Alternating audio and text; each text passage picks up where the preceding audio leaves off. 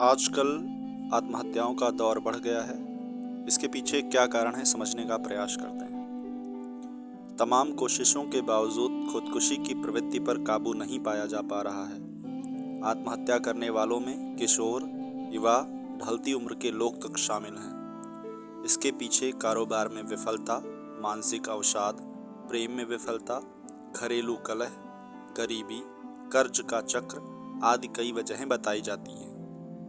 पर गहरी पड़ताल करने पर इन प्रत्यक्ष कारणों के अलावा कई अन्य परोक्ष कारण भी दिखाई पड़ते हैं। पर कारण कोई भी हो, जिंदगी से बड़ी और महत्वपूर्ण तो कोई चीज नहीं हो सकती, मगर रोजमर्रा की मुश्किलें और जद्दोजहद को लेकर जीवन की अंगुली ही छोड़ देना किन मानसिक, सामाजिक और पारिवारिक दुरहताओं का परिणाम है, यह प्रश्न विचारणीय है।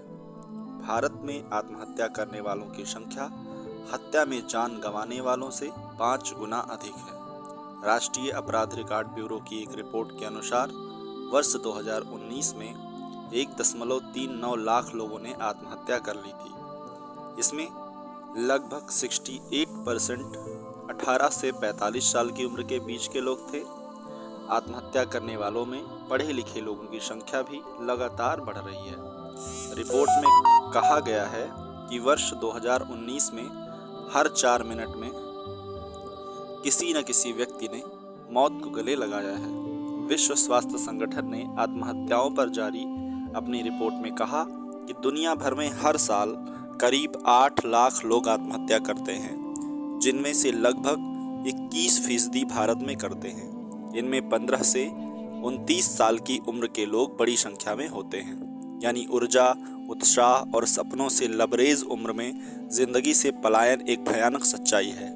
महानगरों, बड़े शहरों के साथ साथ छोटे शहरों, कस्बों और गांवों में भी ऐसी घटनाएं लगातार बढ़ती जा रही हैं। गौरतलब है कि भारत में आत्महत्या की दर महिलाओं के मुकाबले पुरुषों में ज्यादा है।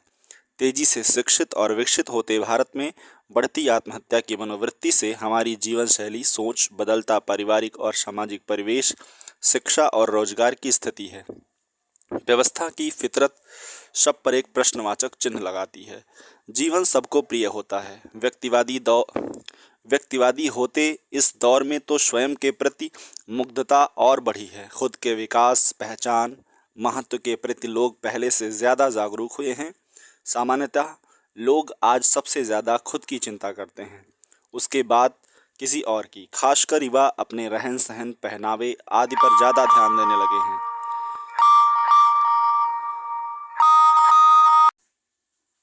खासकर युवा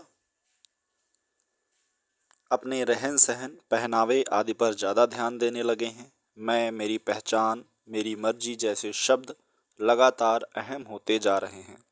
शायद इसी आत्ममुग्धता में आत्महत्या का बीज भी छिपा है। स्वयं के विकास की लगातार बढ़ती भूख में जहां मैं का भाव बढ़ा है, वहीं लोगों को परिवार और सामाजिकता से दूर भी किया है।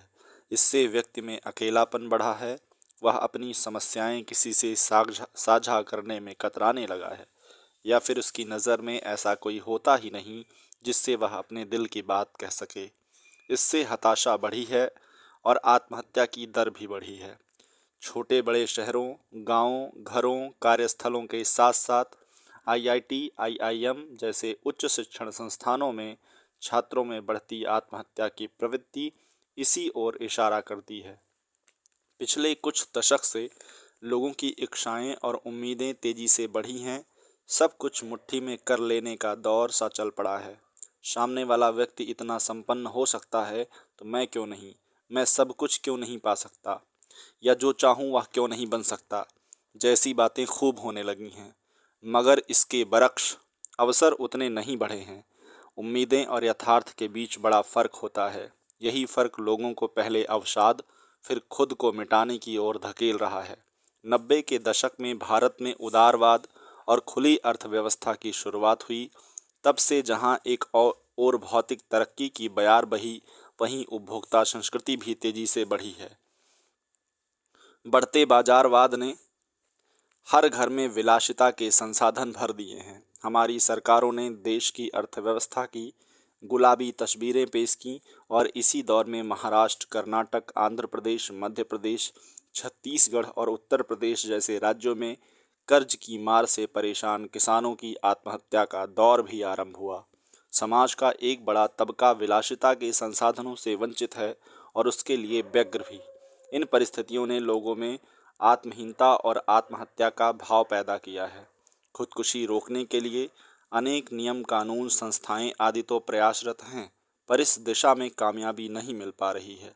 1917 में मानसिक स्वास्थ्य देखभाल अधिनियम बनने से पहले तक मानसिक रूप से परेशान कोई व्यक्ति अगर आत्महत्या करता था तो उसे अपराध की श्रेणी में रखा जाता था।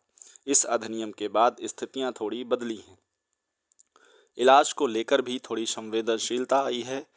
सरकारों द्वारा इस संदर्भ में जागरूकता अभियान आदि चलाने की शुरुआत भी हुई है। मानसिक बीमारी और अवसाद आत्महत्या के सबसे बड़े कारणों में से एक हैं। एक पर पीड़ितों के इलाजों के लिए ना तो कारगर व्यवस्था है, ना ही इनके प्रति कोई सहानुभूति का भाव रखता है। पीड़ित व्यक्ति को तब तक ढक छिप कर रखा जाता है जब तक कोई विकराल समस्या न पैदा हो जाए या मानसिक रोगी आत्मघाती कदम न उठा ले। मानसिक रोगी को तुरंत पागल करार दे दिया जाता है। सही रोगी को सही इलाज न मिल पाने के कारण मर्ज बढ़ता जाता है और कई बार रोगी मौत को गले लगा लेता है। वास्तव में अधिकांश मानसिक रोगी और अवसाद पीड़ित व्यक्ति परिवार तथा मित्रों परिचितों के प्रेम, समझबूझ, समाज के साथ और आवश्यकतानुसार चिकित्सीय परामर्श से स्वस्थ हो सकते हैं। ऐसे लोगों को एकांतवास नहीं, प्रेमिल साथ की आवश्यकता होती है। उनके मन की तहों को खोलने, उनके अंदर चल रहे विचारों के झंझावातों को जानने, समझने और नकारात्मकता को दूर करने की आवश्यकता है। इस प्रवृत्ति को रोकने में सबसे महत्वपूर्ण भूमिका परिवार की है, क्योंकि ज़्यादातर मामलों में इसका बीज यहीं पर पड़ता है। विकास, पैसा, पद, प्रतिष्ठा की अनंत चाहतें इंसान यहीं से पालना सीखता है। आवश्यकता अनुसार सब जरूरी तो है, पर जीवन से बढ़कर कुछ भी नहीं। यह बात उसे बताना और दिखावे से दूर सहज सामान्य जीवन की कला सिखाना परिवार का ही कर्तव्य है। सबसे बड़ी बात सच्ची खुशी हासिल करना है। बाजारवाद की फितरत तो जानना भी बहुत ज़रूरी है। आत्महत्या की प्रवृत्ति को रोकने में केंद्र और राज्य सरकारों को ज़मीनी पहल करनी होगी। महज हेल्पलाइन जारी करने और कुछ प्रचार के जरिए इसे नहीं रोका जा सकता। नियम कानून बनाने के साथ साथ उन्हें सही तरीके से लागू करना आवश्यक है। सभी छोटे बड़े अस्पतालों, शिक्षण संस्थानों और अन्य आवश्यक स्थलों पर मानसिक चिकित्सकों की कारगर नियुक्ति आवश्यक है। इसके लिए बड़े स्तर पर देश के हर हिस्से में जागरूकता अभियान चलाने की भी बड़ी ज़रूरत है। इस समस्या के तमाम पीड़ितों को परिवार और समाज दोनों के नैतिक समर्थन की आवश्यकता अनुसार उचित चिकित्सीय परामर्श की आवश्यकता है। वास्तव में आत्महत्या ना तो कायरता है, ना कमजोरी, ना ही हिम्मत और साहस। यह एक हताश, निराश व्यक्ति द्वारा उठाया गया कदम